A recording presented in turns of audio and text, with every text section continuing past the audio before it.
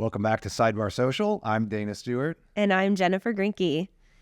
So, kind of a huge part of what we do is we deal with children going through divorce or going through a modification case or just a custody case. And I kind of want to point out today just like a unique thing that you can do during your case to kind of give the judge some insight behind, what's going on and like what's best for a child. Yeah. Do you want to talk about that a little bit? Sure. Yeah. I mean, that process, right? Child custody evaluation. Mm-hmm. A lot of people may have never even heard that term. The old term, social study, home study, right? So many names. Child custody evaluation.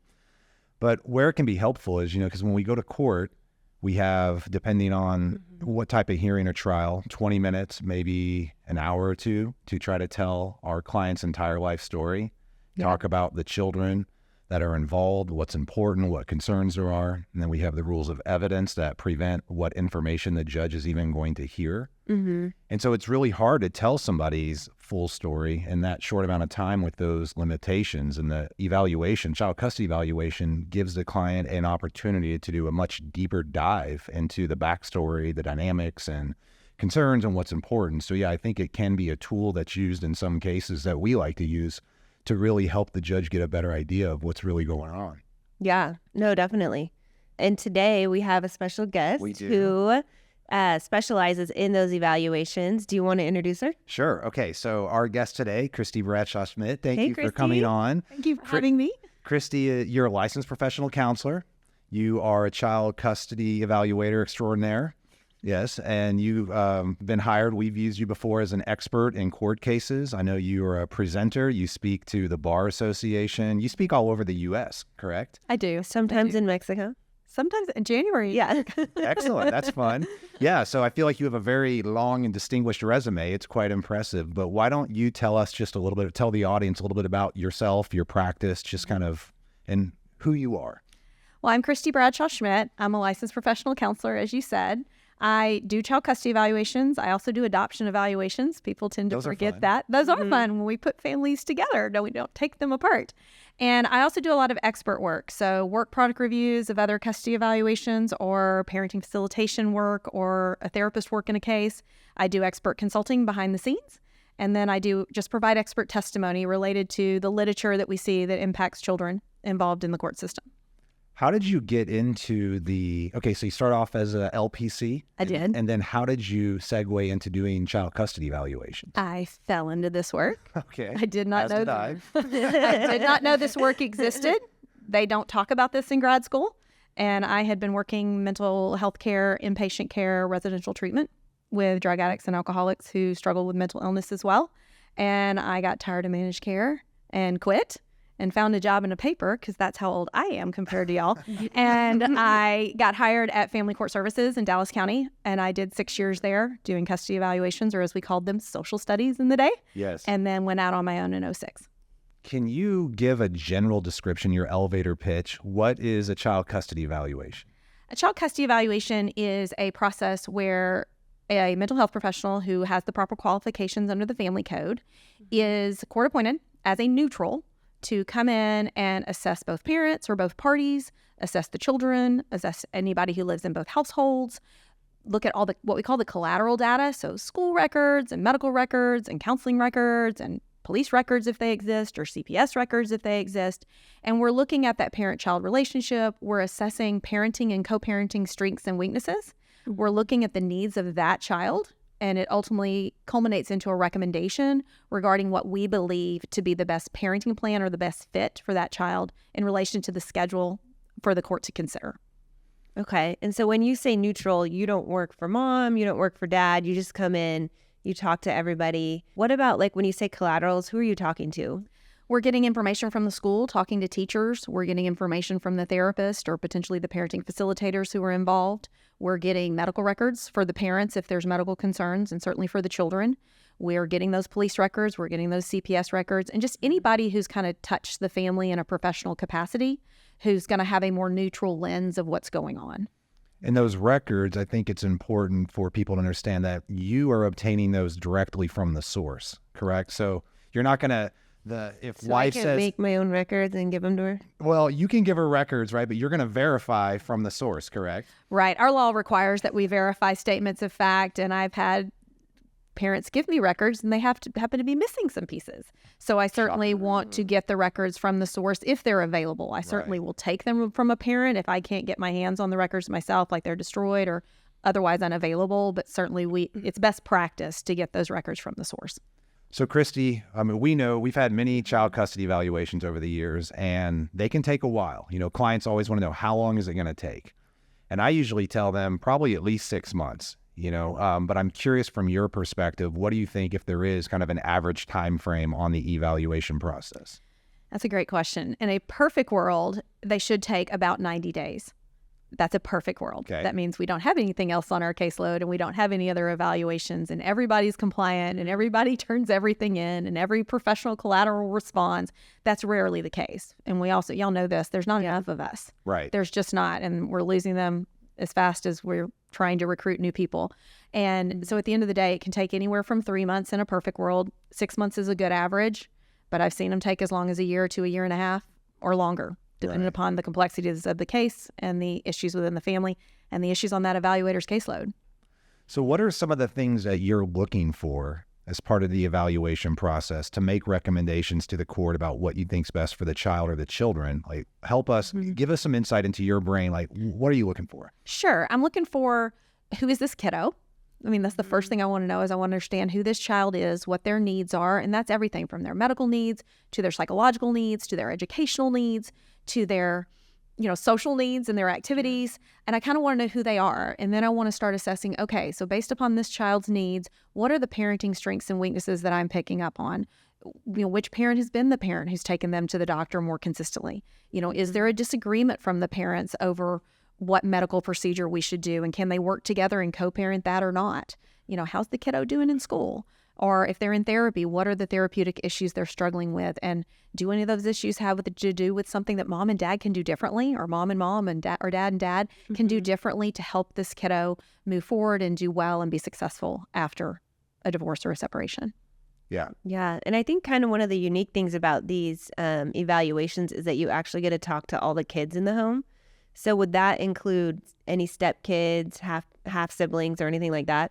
The family code requires that we interview everybody who lives in the home on a full or part-time basis, especially if the additional elements are added in our order. So I'm going to interview step parents, I'm going to interview stepchildren, half siblings, the cousin that's moved in for, this year or whatever. You're going to interview everybody who lives in that home.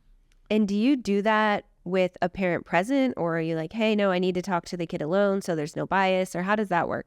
We are to do all interviews alone. That's best practice. And we are now to audiovisual record those interviews Yeah. as of September 1st of 2023.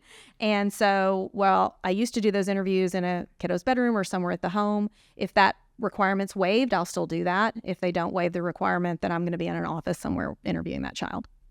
Big question that I've been asked, maybe you too. When we're going to go through a custody evaluation, client is very concerned about, is Christy just going to show up Saturday, 9 a.m.? They don't call me and they just knock at my door. And I always tell them, look, no, it will be scheduled, right? I think she's like CPS. Yeah, they just think you're police. lurking outside in the, Yeah. you're just peeping through the window. But can you speak to that as far as you do schedule? That's always the practice, right? There's not a scenario, or is there ever a scenario where you show up unannounced? I don't. One of the things, my perspective of best practice and what we know from the literature is this is a transparent process. It's terrifying for parents and for children. And we want to make it as easy as possible because we want you to be at your best. We want your kids to be as least nervous as possible so that we can get the best information to be helpful. So I'm going to schedule those appointments. Me personally, I'm going to try and work around that birthday party or that soccer game. I don't want to interrupt your kid's life any worse and make them really not want to talk to me. I want to make it when it's the time. It's not their nap time. I want to make sure I'm showing up at the time that everybody's ready, everybody knows I'm coming, and it's not unexpected. one of the things I like to tell my client, all right, make sure the house is clean. Doesn't have to be spotless, right? But make sure it's clean. There's food in the fridge. Like, are you checking those things? I do. Yeah. Really? Yeah. Oh. Right. So I would have like the SOS organizer lady over like right before your house Christy is gets always there. clean, Jen. So yeah, can you tell the audience? Home edit. Yeah, just so they know, what are the things you do look for besides just getting to know the kid when you're in the house, safety concerns, things like that. Like Trying to decide how much I'm comfortable revealing. okay, that. that's all right. Okay. You share what you feel is okay. We're certainly looking to make sure it's safe for the child. We're looking to make sure it's child friendly. No bong on the living room table. I used to joke about when I'd make them unlock doors to check behind closets, I'm looking for, do you have a pool, especially if you have a little one? Do you have pot growing in your attic? Is there something along those lines? Wait, so you We get need- up in the attic sometimes? No, they'll lock the door to the attic to access. It's It's just oregano. a door, not the pull Just see down. Christy showing up. She's like, Like a chimney sweep. I'm not going in, but you're going to unlock it so I can poke my head in. Okay, fair enough. follow us and join the conversation on Instagram and YouTube at Sidebar Social. So we don't always get to choose who the evaluator is. I mean, we like to try to choose and hopefully choose you because we love working with you. And so there are times when we get reports and, it might just be like 10 pages making a recommendation. I can tell that information's missing. So I think it's important to tell the audience another way we use you would be to hire you confidentially to look through a report that someone else has done. Can you kind of speak to your role in that process? Sure. That's called a work product review. And that's a term of art nationally. It's something that certainly is talked about on a national level. And it's a process, it's accountability process, right? But these are important reports. They're about the most important thing in people's lives, their children. And so if a report comes out and y'all have a great eye to look at that, right? Attorneys who see these things every day are able to read and go, yeah, this seems up to par or it doesn't. And if you've got a client that's concerned, just being able to say, can you take a look at this? See it, we have a statute, we have a law that tells us what we're supposed to do. So that's real easy. Did they follow it or not? And then looking at it through the lens of methodology and proper methodology and what we know the literature says, and seeing did they get all the data they were supposed to? Or is there what we call an analytical gap where here's your data, but what's on the other side doesn't match your data? And then we call that just a gap between your opinion and the information that you had.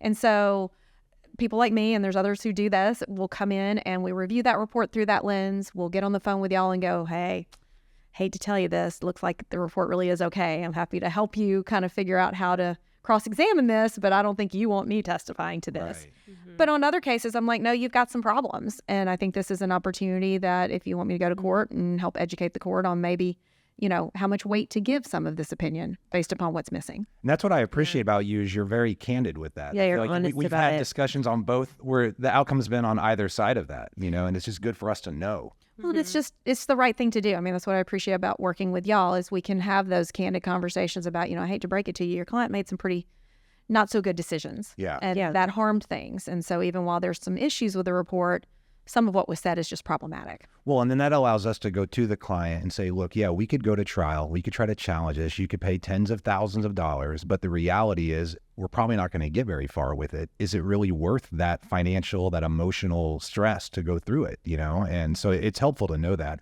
I do have a question for both of you. So if you're being hired on to basically do a work product review, or when we just get the eval from the evaluator, do you turn right to the recommendations to read that first? No. You don't. I do. Yeah, I do too. I go right to the recommendations. Like, So- did I win?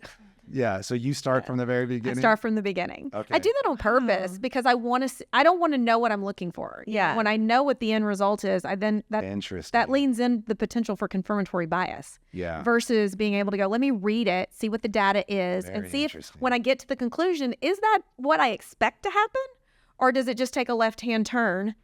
And I'm like, wait, this looks nothing like the report I just read. That's good information for me if I read it clean from the beginning. I want to read the order, and then I want to read the report.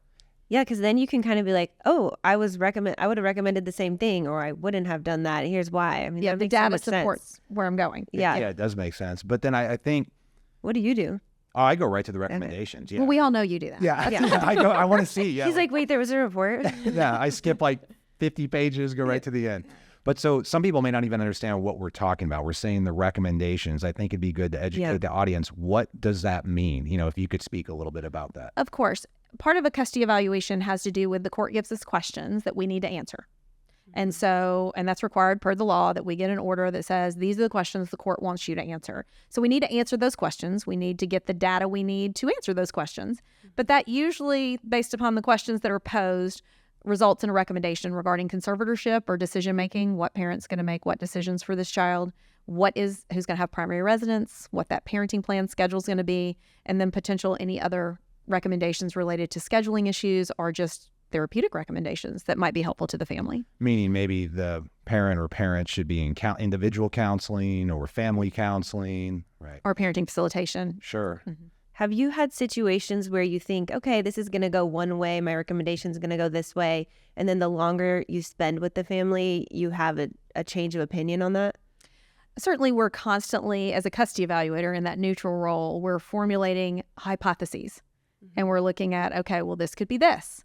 But one of the ways we're supposed to mitigate bias is we're also supposed to be going through things and going, okay, what else could this be?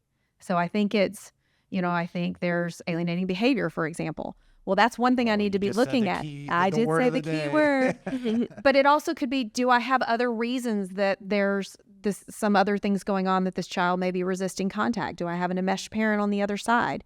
Do I have a kiddo who's just developmentally at a stage where they have an affinity for one parent over the other parent? So yes, we formulate those. We think, well, this could be this, but we really have to challenge ourselves at that point to go, what else could it be? And then I need to get that data and figure out what data do I have that best supports which hypotheses as to what's going on with this family. All right. So you said the word of the day, alienation. So now I feel like we have to talk about it. Can you give us, from your therapeutic perspective, what does that mean? Because so many clients come in and tell us, I have been alienated. It does seem to be a very commonly used word, just like, oh, he or she is a narcissist. So from your professional opinion, what does alienation actually mean? Alienation speaks to when a child is resisting or refusing contact with a parent for unjustified reasons. And certainly alienating behavior is a factor. It is something we see in cases, and it certainly impacts and damages families. But what the literature has shown, because, Richard Warshak was talking about alienation when he wrote Divorce Poison ages ago, over 2 decades ago. Well, what we know now from the literature is there's lots of reasons that kids resist or refuse contact with a parent. So there's enmeshment, there's estrangement, there's affinity, there's alignment, and there's a hybrid. Most of the cases I see is a hybrid. There may be alienating behavior, but there may be other factors that are going on that is causing that child to resist or refuse contact. And that's that important of those alternative hypotheses, is looking at those, because a lot of times it's more than one thing. And we need to address all of those issues that are going on in the family if we're going to help them heal and move forward. What would be an example of alienating behavior? A child who has a perception of a parent that is not based in reality, where they see that parent is all bad, and they can't identify one good thing about that parent. There's not one good memory they can identify. We may have tons of pictures of that parent and that child doing lots of wonderful things together, and that child is completely denies it. And that usually comes either from direct, overt or covert behavior on the part of what we call the favored or the preferred parent, where they're just engaging in inappropriate communication that child just does not have the coping skills for. And they're talking badly about that other parent, and then just kind of ingraining that narrative. And that could be, when we go back to the recommendations we talked about, if you were doing a child custody evaluation and you felt that there was alienation behavior going on, then one of your recommendations might be reunification therapy. If the child's resisting contact or refusing contact, I'm certainly going to look at some form of whether or not family therapy or reunification therapy is needed. If I just have concerns that we don't quite have resistance or refusal from that child, but goodness, I'm scared we may be headed that direction, I'm going to ask that, recommend that preferred parent get into therapy and do some work with a court-involved trained therapist who understands these dynamics to assist them in hopefully altering and changing their behavior to prevent that from happening. All right. So you, as the child custody evaluator under the law, the only one who can actually make a possession or a custody recommendation. A lot of clients don't know that, but we have to explain that to them. So I'm curious, can you give us a little bit of information? What can we as the attorney, or what can we advise our clients to do to help your job be more efficient as the child custody evaluator? That's a great question that's very appreciated by evaluators. The biggest thing is read the paperwork when it comes out. Read it more than once. because Your intake paperwork? intake paperwork. It's a lot and it's terrifying. This is about their child, the most important thing in their life. And somebody's coming in with a microscope, right, to look at things. And so read the paperwork, read it more than once. I'd encourage attorneys, sit down and go over it with your client so that they can ask questions and make sure they understand. And then they need to do what that evaluator tells them. They're in charge. And so if they ask them to do something, they need to comply. They don't need to question it. And I don't mean, don't say I don't understand something, but they don't need, why are you doing that? We have a law we have to follow. There's methodology we have to follow.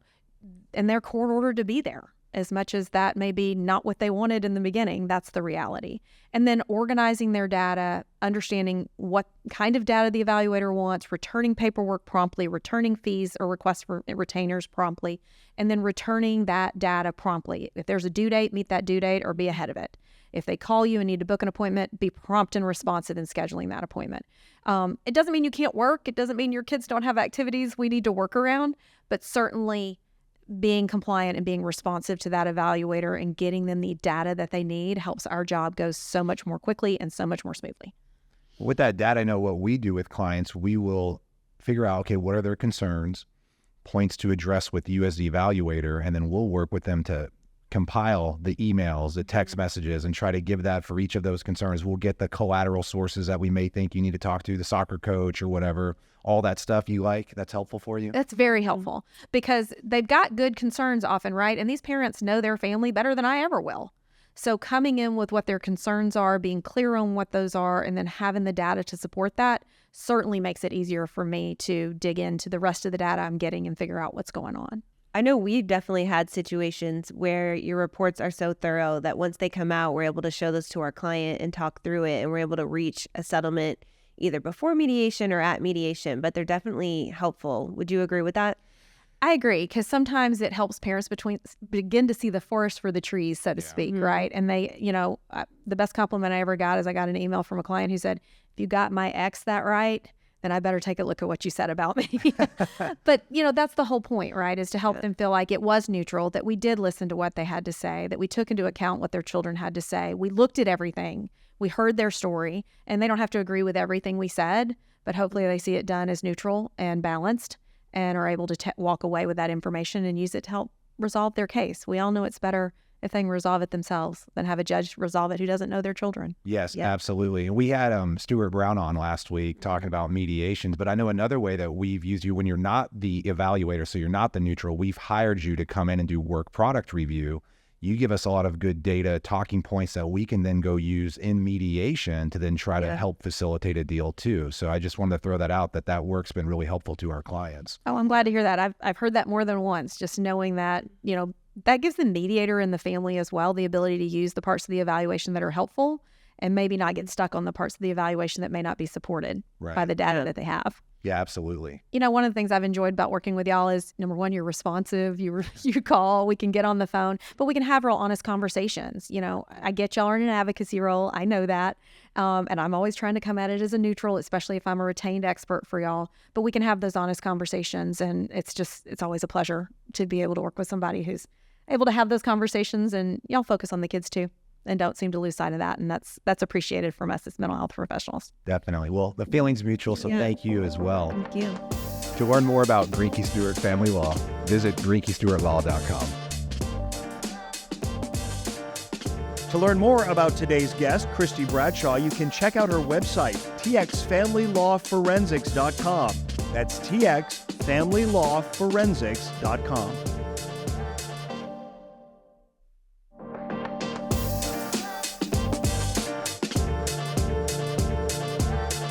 Okay, so this is a little thing we do, Christy, where we call it closing arguments. And so Dana and I will each argue a different perspective of something, and we'll let you be the judge. So today we have a mutual client who has an issue with alcohol, or had an issue with alcohol. Allegedly. Well, that's my side. Okay. So then he always wants to be on my side. Do you always win. Okay. So. Yeah, I know. I do. I'm going to lose. You're like 8-0 on closing arguments. I am. So today our client has a substance abuse issue, and we are trying to work through how we present that in terms of the evaluation. So go ahead. So we've had talks, and I understand Jen believes our client, the issue, he's in recovery, everything's fine, he's long past those problems. The concern that I have is the addiction was pretty strong. There was a lot of criminal issues, a lot of relapses. I feel it would be better that we get our client into some additional treatment or some counseling for the specific issues of the alcoholism, just so that we get out ahead of it, so that when the evaluator is looking into things, we can show not only has our client been sober for a while, but he has gone the extra step and is meeting with a licensed chemical dependency counselor, working through just to make sure he never falls off the wagon again. So I think we need to take that step to gear us up to have a better outcome in the eval. And you? That's pretty good. Oh, just got my first win, Christy. Hey, Dana, wow, that was pretty thorough. You even had me convinced for a minute. That's why I'm paid the big bucks. So our guy had a problem in the past, but that was in college, and we all have a problem in college, Dana. Stop acting Why are you like accusing me? stop acting like it was yesterday. I don't think we put a spotlight on the issue. Doesn't seem to be like the wife's bringing it up. So let's just see what happens. That's gambling. I like to gamble. Okay. We are going to lose today. This will be your first No. lose. Oh, thank you, Christy. You gave me the losing case. Well, let's back up. We talked about it's important to be transparent. I'm all about being open and honest. And obviously, I have lots of questions. What was this drug of choice? And when was it last used? And when was the last criminal proceeding? So there's lots of information I would need to know.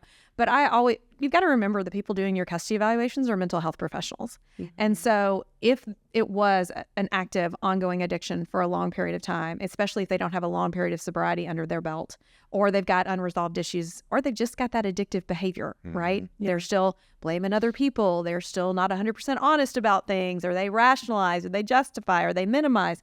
Having them working with somebody, especially if they are sober and doing well, is another data point for your evaluator. That's another person for them to talk to that's a neutral, that's going to give them information about how your client's doing. And hopefully at the end of the day, your client's going to learn something and continue to do well. So, sorry. So in summation, I was right. For once.